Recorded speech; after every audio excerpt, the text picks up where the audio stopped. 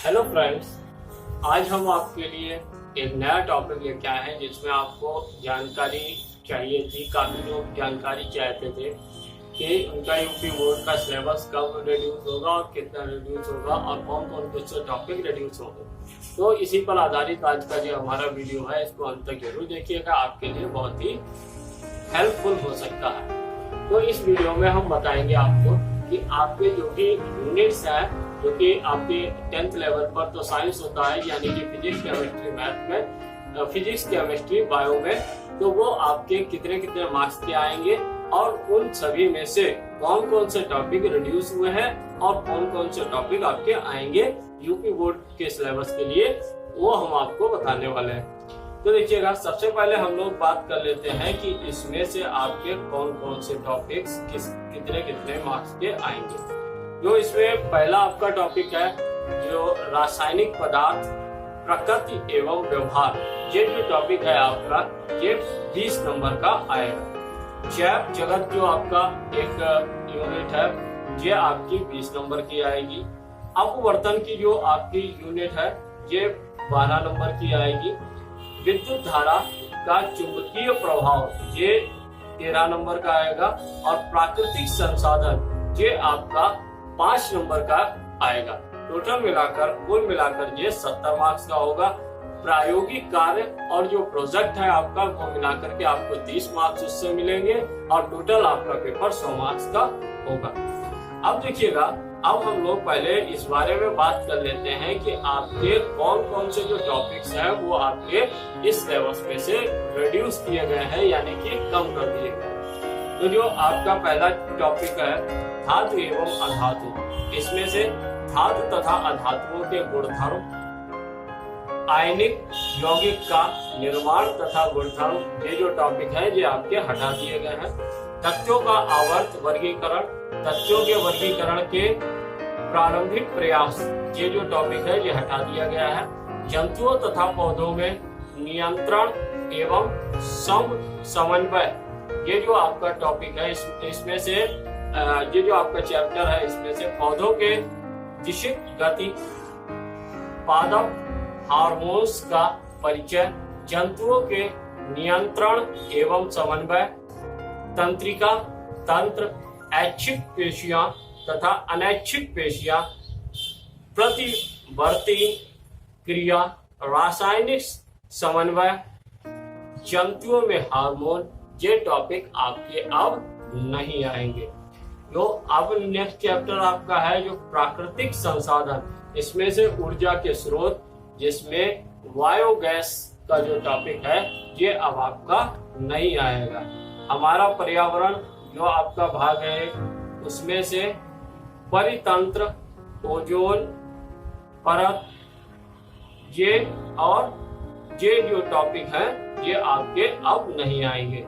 आपका जो अपवर्तन का भाग है, इसमें अपवर्तन वाले भाग में अपवर्तन, लेंस की क्षमता, प्रकाश का प्रकीर्णन और दैनिक जीवन में अनुप्रयोग, ये जो टॉपिक्स हैं ये नहीं आएंगे। विद्युत का प्रवाह का जो चैप्टर है, इसमें दैनिक जीवन के उपयोग, दैनिक जीवन में इसका उपयोग, ये टॉपिक नहीं आएंगे।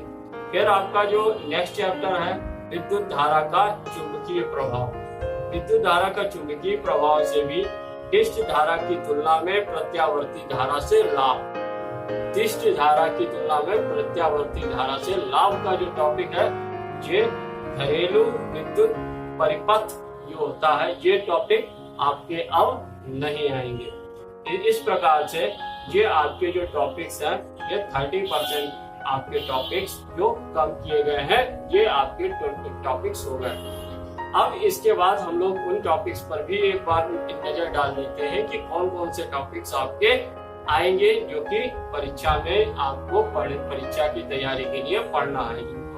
तो पहले चैप्टर से बात करते हैं, जो है रासायनिक पदार्थ, प्रकृति एवं व्यवहार। इस चैप्टर से जो रासायनिक अभिक्रिया है, पहला चैप्टर, इससे आपकी रासायनिक समीकरण, संतुलित रासायनिक समीकरण, संतुलित रासायनिक समीकरण का तात्पर्य, संतुलित रासायनिक अभिक्रियाओं के प्रकार, जैसे कि संयोजन अभिक्रिया है, अपघटन अभिक्रिया है, विस्थापन अभिक्रिया है, द्विविस्थापन अभिक्रिया है, अवक्षेपण अभिक्रिया है, उदासीनीकरण, उपचयन तथा अपचयन अभिक्रिया है।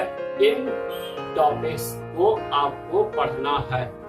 जो आपका दूसरा इसी में चैप्टर है केमिस्ट्री का, अम्ल, क्षार तथा लवण।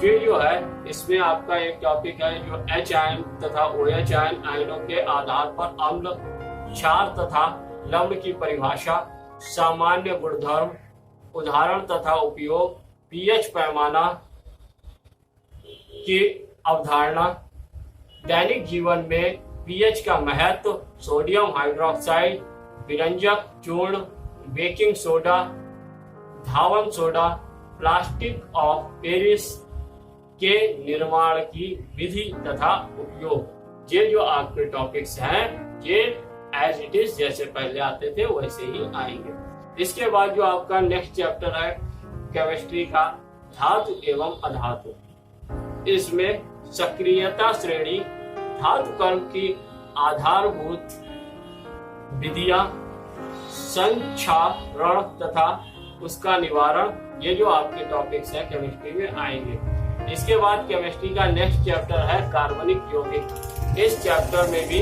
कार्बनिक यौगिक में सहसंयोगी कार्बन की सर्वतोमुखी प्रकृति, समजातीय श्रेणी, प्रकारात्मक समूह वाले कार्बनिक यौगिक की नाम पद्धति, संतृप्त तथा असंतृप्त हाइड्रोकार्बन में अंतर, कार्बन यौगिक के रासायनिक गुणधर्म, एथनॉल तथा एथनाइक अम्ल, और साथ में साबुन और अपमार्जक। ये जो आपके टॉपिक्स हैं ये एज इट इज आपके आएंगे। इसके बाद आपका एक और चैप्टर इसमें आता है जो कि है तत्वों का आवर्त सारणी।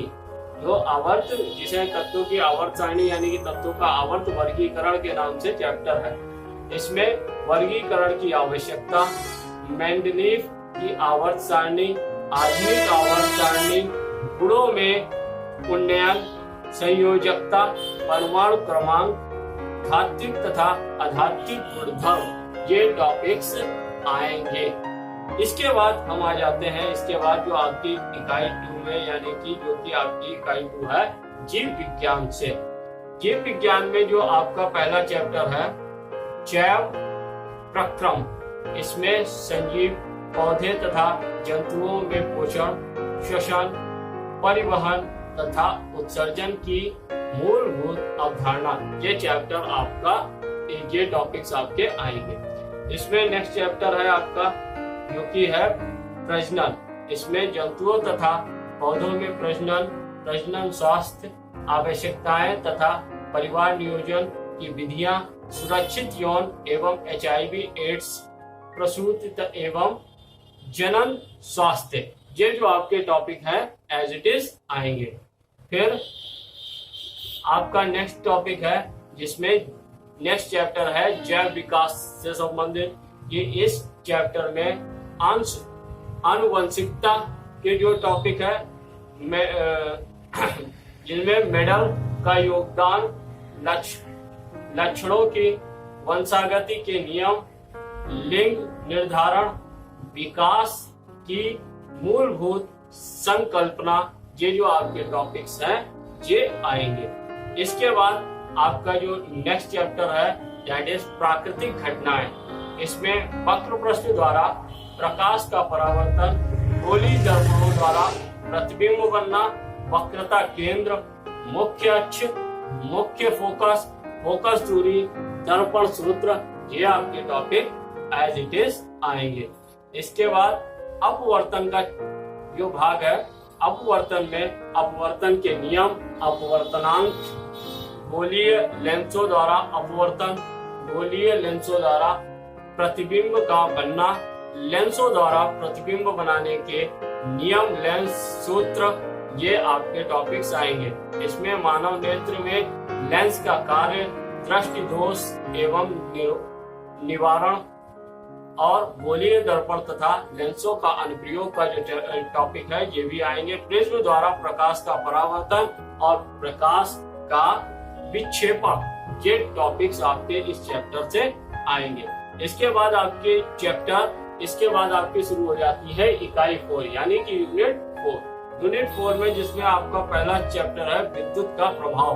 तो यूनिट चैप्टर जो विद्युत के प्रभाव से आपका विद्युत धारा है, विभवांतर तथा विद्युत धारा, ओम का नियम, प्रतिरोध, प्रतिरोधकता कारक जिन पर किसी चालक का प्रतिरोध निर्भर करता है, प्रतिरोधों का संयोजन जिसमें 2 संयोजन होते हैं प्रतिरोधों के, एक श्रेणी क्रम में, समांतर क्रम में, दोनों ही आपको पढ़ने हैं। एवं विद्युत धारा का ऊष्मीय प्रभाव तथा विद्युत शक्ति जिसमें शक्ति में पीवीआई तथा आर में जो संबंध होते हैं इनके बारे में आपको पढ़ना है। अब इसके बाद विद्युत धारा का चुंबकीय प्रभाव का जो एक और भाग आता है, इसमें आपको चुंबकीय क्षेत्र रेखाएं, किसी विद्युत धारावाही चालक के कारण चुंबकीय क्षेत्र, परिनालिका में प्रवाहित विद्युत धारा के कारण चुंबकीय क्षेत्र में किसी विद्युत धारावाही चालक का बल, फ्लेमिंग का बाएं हाथ नियम, विद्युत मोटर, वैद्युत चुंबकीय प्रेरण, प्रेरित विभवांतर, प्रेरित विद्युत धारा, फ्लेमिंग का दाएं हाथ का नियम, दाएं हाथ के अंगूठे का नियम, विद्युत जनित्र, दिष्ट धारा, प्रत्यावर्ती धारा, आवृत्ति, ये जो आपके चैप्टर्स हैं ये एज इट इज आएंगे।